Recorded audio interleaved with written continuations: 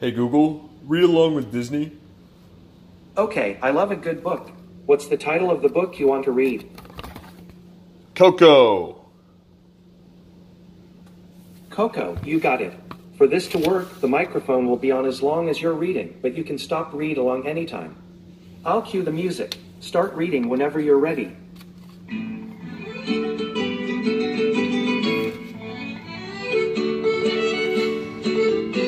In the small town of Santa Cecilia, there lived a boy named Miguel Riviera. His house was full of family, including a great-grandmother named Mama Coco. Every year on Dia de los Muertos, the Day of the Dead, his family shared the memories of relatives who had passed on.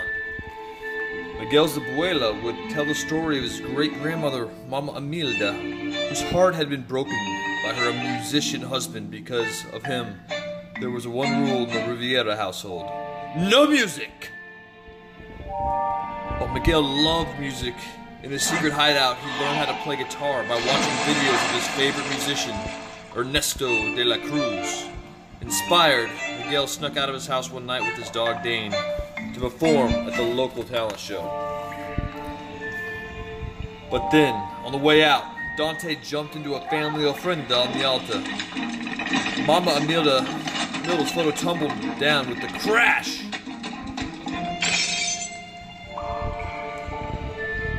Papa, that was when Miguel made the discovery of Mama Imelda's husband was holding a guitar, and he looked very familiar.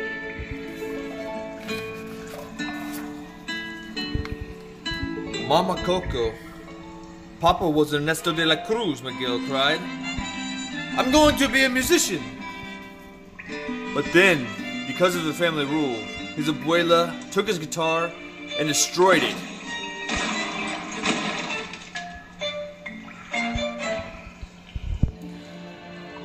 Miguel ran fast as he could to Ernesto's tomb, where the musician's famous guitar still hung. Taking it off the wall, he said, "Please don't be mad. I need this to be a musician like you." And he gave the legend guitars a strum.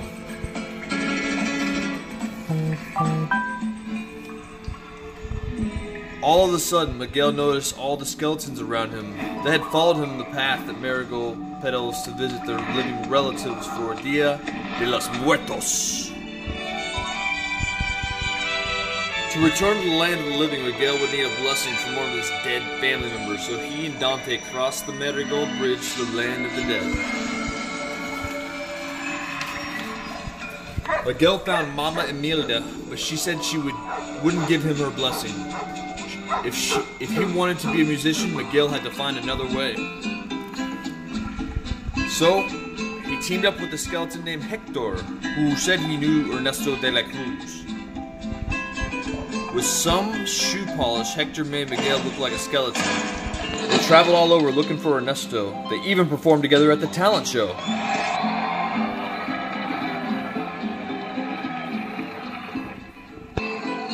But Miguel was running out of time. If he didn't give Ernesto's blessing soon, he'd turn into a real skeleton and never get home. So he ditched Hector to find his great-great-grandfather on his own.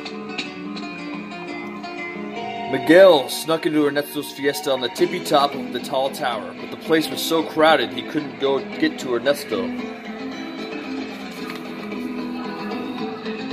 So Miguel belted out a song everyone watched as he sang and fell into Ernesto's pool. Splash! The skeleton saw that he was a living boy. Ernesto was overjoyed to meet Miguel. I have a great-grandson! But then Hector appeared. As the two men argued, Miguel learned the dark truth. His great-great-grandpa had poisoned Hector and stolen his songs to become famous. Miguel was shocked to see Ernesto's face turn cold. Ernesto explained that he couldn't risk letting the world know the truth. Then he threw Miguel and Hector down, down, down, into the dark pit.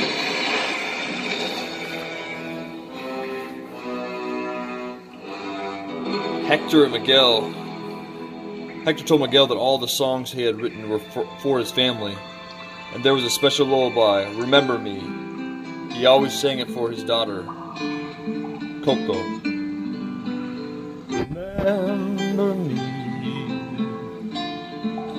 Miguel thought of Mama Imelda's photo and the unidentified man. It's you, Hector. You are my great-grandpa.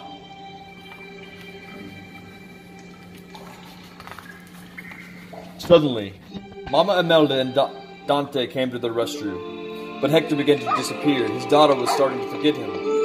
Mama Imelda and Hector sent Miguel home with their blessing. Back in the land of the living, Miguel rushed to Mama Coco. He sang, "Remember me," to remind her of Papa. She usually didn't talk much, so Miguel was thrilled when she began to sing along. Mama Coco kept her Papa's memory alive by sharing stories with him, with her relatives. At last, the Rivieras realized that the music could bring them closer together. And now Miguel knew he could follow his dream and become a musician with his family's support.